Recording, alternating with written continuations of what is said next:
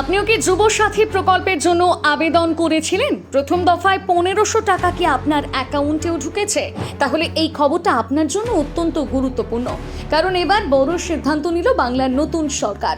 এবার যুবসাথী প্রকল্পের প্রায় 55 লক্ষ আবেদনকারীর তথ্য নতুন করে যাচাই করা হবে। আর যদি এই তথ্যের মধ্যে কোনো গরমিল ধরা পড়ে, তাহলে বন্ধ হয়ে যেতে পারে ভবিষ্যতের টাকা।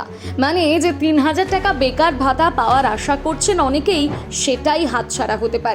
চলতি বছরের বাজেটে প্রাক্তন মুখ্যমন্ত্রী মমতা বন্দ্যোপাধ্যায় যুবসাথী প্রকল্পের ঘোষণা করেছিলেন।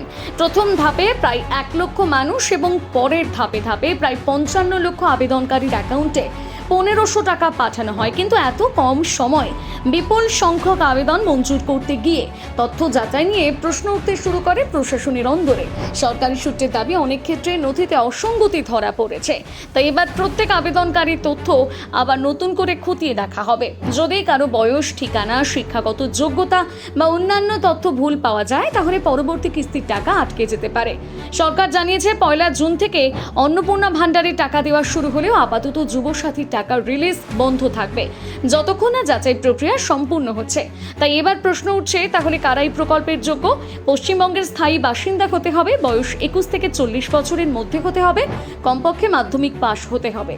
মূলত চাকরি খোঁজা বা ছোট ব্যবসা শুরু করার সময় তরুণদের আর্থিক সাহায্য করতেই এই প্রকল্প চালু করা হয়েছিল।